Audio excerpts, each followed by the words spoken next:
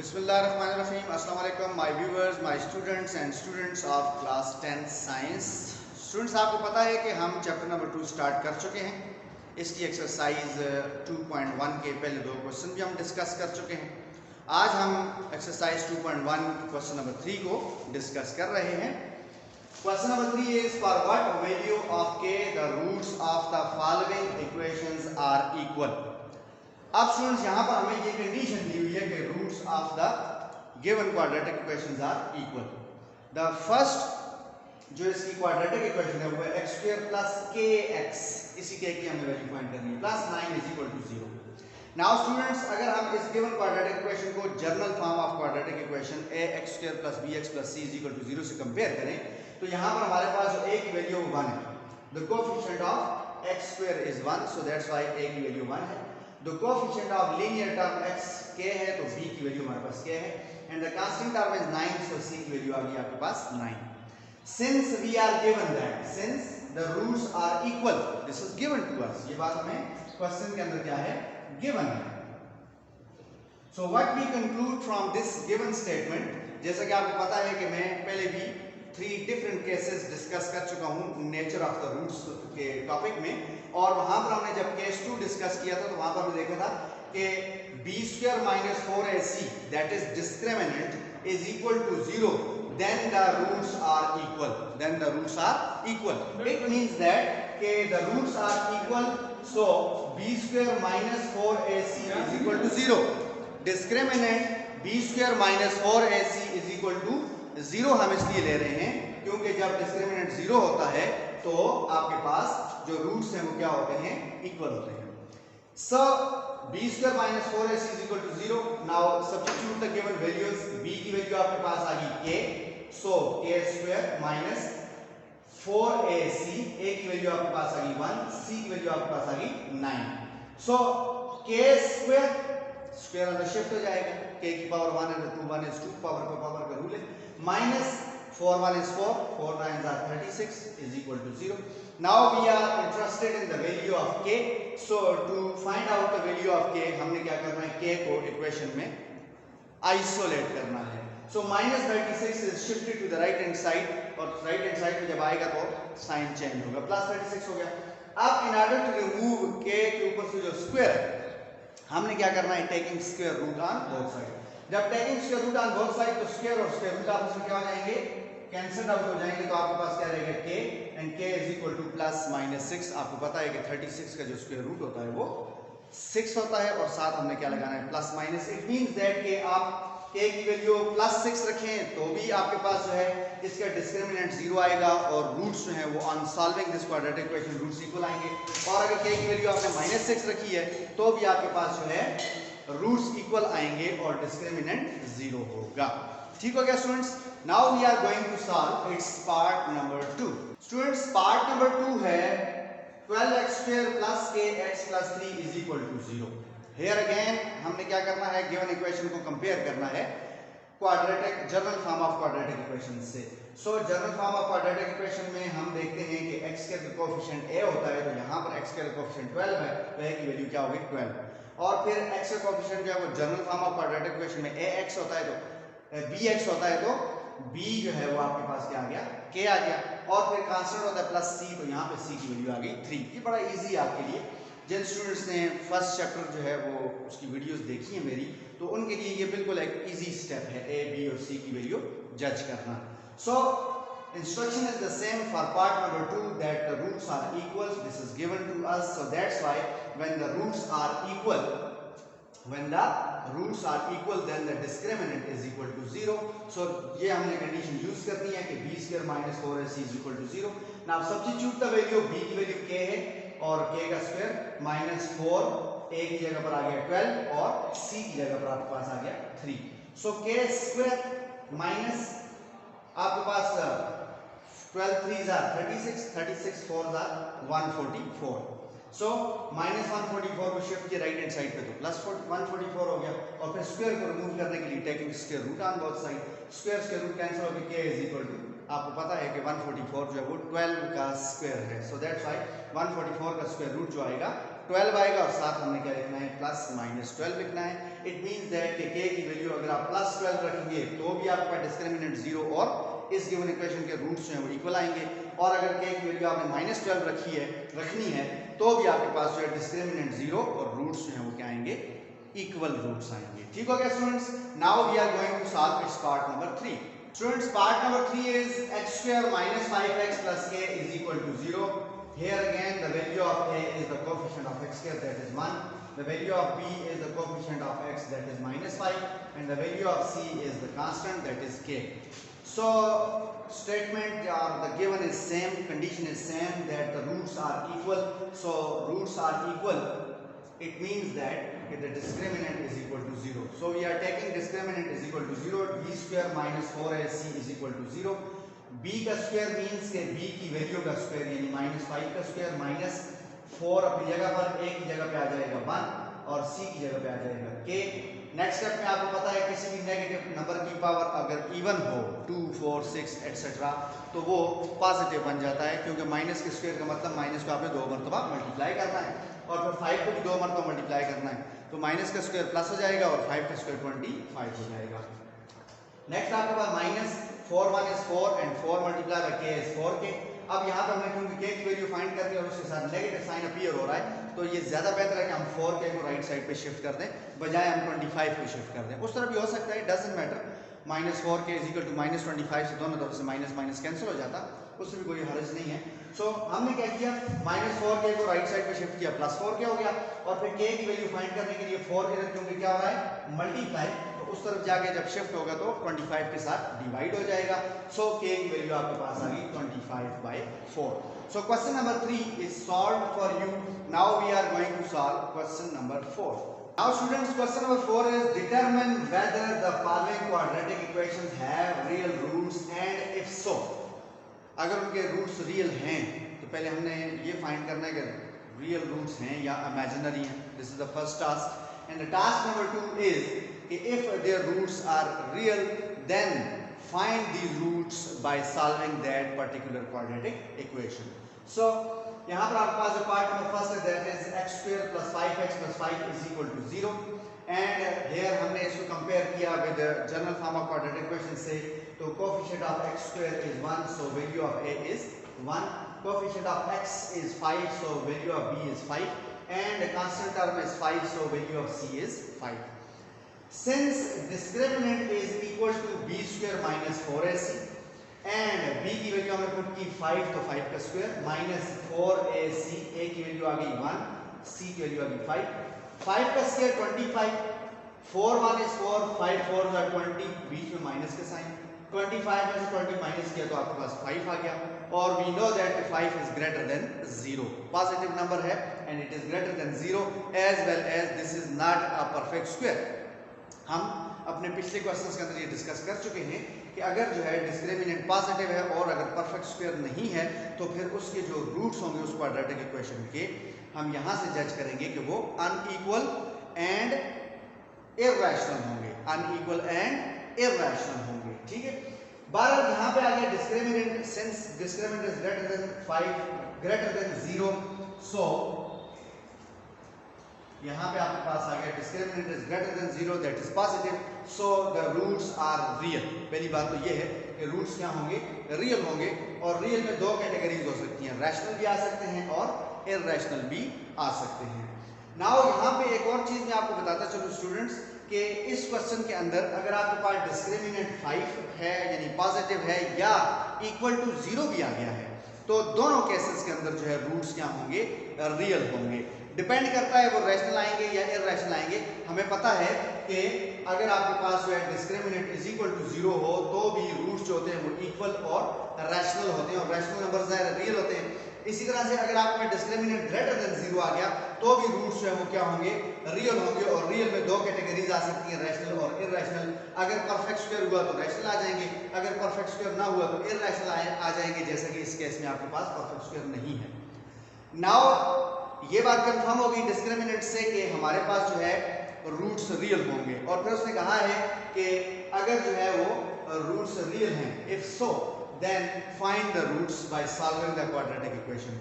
सो हम इस स्टेप में क्या कर रहे हैं, इस इक्वेशन को दोबारा लिखकर उसे by using quadratic formula solve कर रहे हैं, क्योंकि क्वेश्चन की इंस्ट्रक्शन यही है।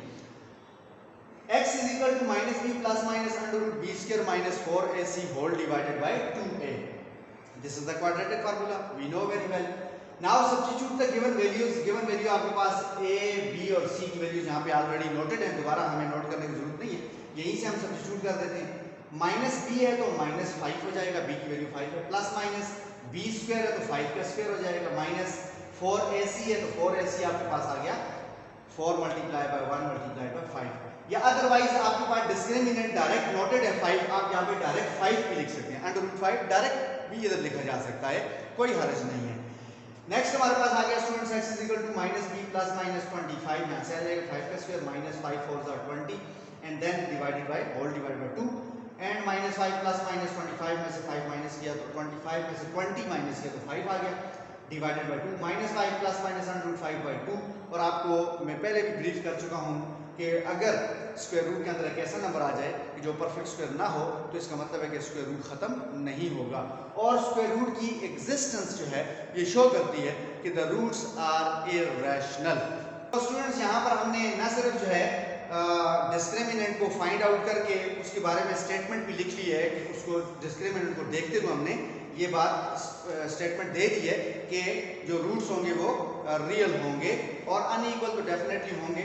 सो यहाँ पे ये बात हमने प्रूव कर दी है बाय सॉल्विंग दिस इक्वेशन के roots are irrational, one is positive and other is negative. यहाँ से अनइक्वालिटी भी आ गई कि एक पॉजिटिव है एक नेगेटिव है, जाहिर सी बात है आप किसी चीज में कोई चीज प्लस करते हैं तो आंसर कुछ और आएगा, और माइनस करते हैं उसी चीज में से उसी चीज को तो आंसर कुछ और आएगा। सो अनइक्वालिटी भी आ गई और इररेशनल भी आ गया।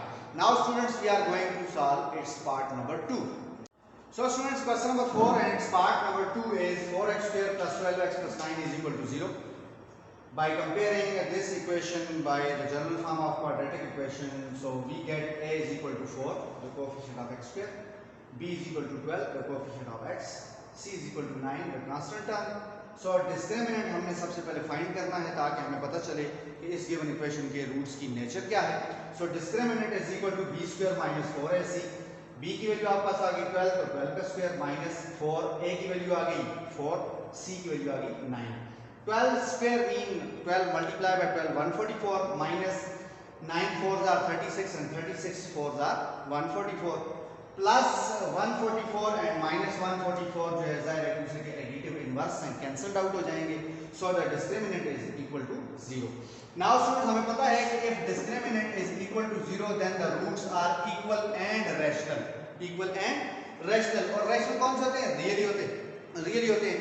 इट मींस दैट कि हमने क्या करना है, इस इक्वेशन को भी सॉल्व करके चेक करना है क्या है इसके डिस्क्रिमिनेंट जो है वो 0 आने से क्या हुआ कि द रूट्स आर रियल, और रियल क्योंकि कौन सी कैटेगरी है, रैशनल की, और इक्वल आ रहे हैं या नहीं आ रहे। So the given equation is 4x square plus 12x plus 9 is equal to 0। So 4x square plus 6x plus 6x plus 9 is equal to 0। 12 actually mid term break हो गई यहाँ पर। मिड टर्म को ब्रेक करने का क्या procedure है? First term का coefficient 4 is multiplied by 9, 4 9s are 36 and 12 के ऐसे टुकड़े हमने करने हैं कि जिनका प्रोडक्ट जो है वो 36 आए और सम जो है वो 12 आए, क्योंकि कांस्टेंट सरप्लस साइन है तो सम जो है वो क्या आना चाहिए 12 यानी मिड टर्म के इक्वल आना चाहिए। तो 6 6s are 36 and 6 plus 6 is 12. So 12x is separated into 6x plus 6x, so plus 9 is equal to 0. दूसरा ऑप्शन भी आपके पास मौजूद था कि आप a square plus b square plus 2ab यानी a plus b whole square वाला formula भी अप्लाई यहाँ पे कर सकते हैं, डजंट मैटर, आंसर सेम आएगा, फैक्टराइजेशन सेम होगी। Now student 4x square plus 6x में आप देख सकते हैं कि 4x स्क्वायर को आप लिख सकते हैं 2 multiply by 2 multiply by x multiply by x। Similarly आप 6x को लिख सकते हैं, मैं इन दोनों की बात कर रहा हूँ, 6x को आप लिख सकते हैं 2 multiply by 3 multiply by x। सो यहाँ पे आप देख सकते हैं कि इनमें 2 कॉमन है और साथ साथ x कॉमन है। सो 2x क्या हो गया, कॉमन हो गया। अब ब्रैकेट में क्या रहेगा, तो आप देख सकते हैं जिन पे सर्कल नहीं है वो रिमेनिंग थिंग्स है, रिमेनिंग फैक्टर्स हैं। सो 2x जो आपके पास बच गया।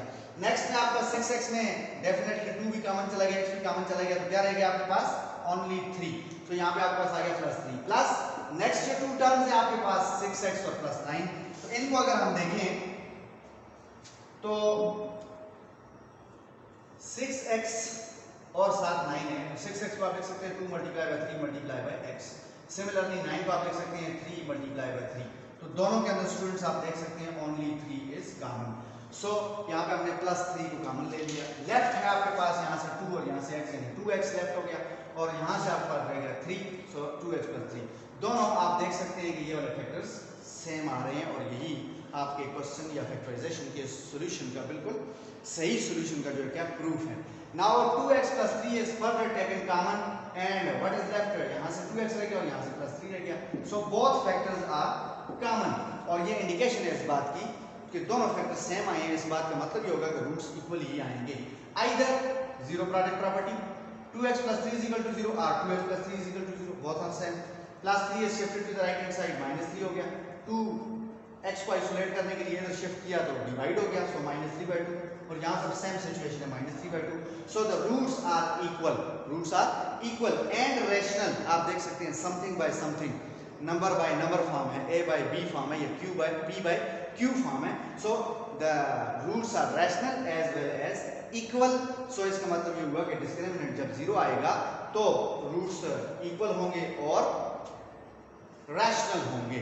सो सॉल्यूशन सेट के अंदर आपने सिर्फ एक वैल्यू लिखनी है, क्योंकि solution set we mean a set and set is the collection of well defined and distinct objects. Different होने चाहिए, सेम आप नंबर ऐड नहीं कर सकते। सो इन दोनों में से आपने किसी एक को लिखना है और एक ही बात है जो भी लिखा जाए। Now students we are going to solve part number 3 of question number 4। So students, question number 4 and its part number 3 is 6x square plus x minus 2 is equal to 0. After comparison हमारे पास a की value आ गई 6, b की value आ गई 1, option कुछ नहीं है, x का तो 1 and c की वैल्यू -2 आएगी विद नेगेटिव साइन आएगी। सिंस डिस्क्रिमिनेंट हमने फाइंड करना है ताकि हम जज कर सकें कि आया जो है गिवन क्वाड्रेटिक इक्वेशन के रूट्स की नेचर क्या है। So discriminant is b² - 4ac, so b² is 1 का स्क्वायर -4ac, तो a की वैल्यू आ गई 6 और c की वैल्यू आ गई -2। 1 का स्क्वायर 1 ही आता है। अब यहाँ पर ये वाला माइनस और जो c की वैल्यू का माइनस है ये आपस में मल्टीप्लाई होकर क्या आएगा, minus minus plus. 6 4s are 24 and 24 2s are 48, so 1 plus 48 is 49 and now discriminant is a perfect square, not only it is greater than 0 but also it is a perfect square. So हमने लिखा कि since b² - 4ac that is discriminant is greater than 0 and a perfect square, so the roots are unequal and rational, यानी rational भी कौन सी category है, real.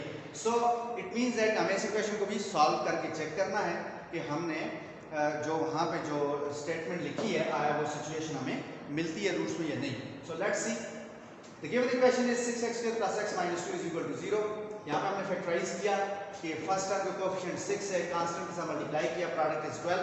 Mid term का coefficient कुछ नहीं है तो 1 है, सो 1 के ऐसे टुकड़े करने हैं कि जिनका प्रोडक्ट 12 आए और सब्ट्रैक्शन करें तो ये नेगेटिव साइन बड़ा सिंबॉलिक है, ये हमें बताता है कि सब्ट्रैक्शन होनी चाहिए और साइन डिफरेंट होने चाहिए। सो these two are 4 3, 4 3s are 12 and 4 में से 3 सब्ट्रैक्ट किया तो 1। अब मिड टर्म के साथ जो साइन है वो बड़े टुकड़े के साथ होगा और छोटे के साथ डेफिनेटली, क्योंकि हमने कहा डिफरेंट साइन तो छोटे के साथ माइनस होगा। सो 6x² + 4x - 3x - 2 = 0। सो पहली दो टर्म जो आपके पास नजर आ रही है उनमें हमने कॉमन लिया 2x, जैसे कि हम पिछले क्वेश्चन में भी ले चुके थे 2x, तो ब्रैकेट में आ जाएगा 3 2s are यानी 3 आएगा और स्क्वायर में से एक x बाहर गया रह गया प्लस 2 2s are, सो 2 रहेगा 4 में से और x चला गया कॉमन, माइनस कॉमन लेना पड़ेगा क्योंकि थर्ड टर्म के साथ माइनस आ रहा है। इन दोनों में स्वाय बार में कुछ कॉमन नहीं है। आप देख सकते हैं कि 3x 1 × 3 × x है और 2 जो है उसको आप ज़्यादा से ज़्यादा 1 × 2 लिख सकते हैं। सो दोनों में only 1 is common, so 1 is taken common. 3x रहेगा, 2 ही रहेगा, सिर्फ साइन चेंज होगा क्योंकि माइनस को आपने कॉमन लिया है तो इसका मतलब साइन आगे चेंज होगा और डेफिनेटली इन दोनों को सेम भी आना चाहिए था 3x + 2। सो नेक्स्ट स्टेप में हमने 3x + 2 कॉमन लिया तो नॉन कॉमन है 2x और यहाँ से नॉन कॉमन है -1, product is equal to 0। Zero product property कहती है कि either the first factor 3x + 2 = 0 और द सेकंड फैक्टर 2x - 1 = 0। यहाँ से हमने x को आइसोलेट करना है, x की वैल्यू फाइंड करने के लिए तो +2 पहले शिफ्ट होगा, उधर जाके -2 और फिर उसके बाद जो है x के साथ 3 मल्टीप्लाई होगा तो उधर आकर डिवाइड हो जाएगा तो -2/3 इसका आंसर आ जाएगा, फर्स्ट रूट आ जाएगा। और आप देख सकते हैं कि ये रैशनल है, something by something, integer by integer form है। एंड नेक्स्ट आपके पास आ गया 2x minus 1 is equal to 0, minus 1 को उधर शिफ्ट किया प्लस 1 हो गया, 2 मल्टीप्लाई होगा इधर आगे 1 के साथ डिवाइड हुआ, तो x की वैल्यू आपका दूसरी जो है ये वो क्या आ रही है 1/2 आ रही है, और definitely 1/2 is also a rational number, hence prove that the roots are unequal as well as rational. So हमने इसका सॉल्यूशन सेट लिख लिया -2/3 एंड 1/2। सो स्टूडेंट्स इस वीडियो के अंदर मैंने एक्सरसाइज 2.1 के क्वेश्चन नंबर 3 और 4 डिस्कस किया है, काफ़ी डिटेल में डिस्कस किया है। आई होप कि ये क्वेश्चन दोनों आपको बहुत अच्छे तरीके से समझ आए होंगे। इंशाल्लाह इस एक्सरसाइज 2.1 के जो रिमेनिंग क्वेश्चंस हैं उनके सॉल्यूशंस के साथ हाज़िर होते हैं बहुत जल्द। अपना बहुत सा ख्याल रखिएगा। अल्लाह हाफिज़।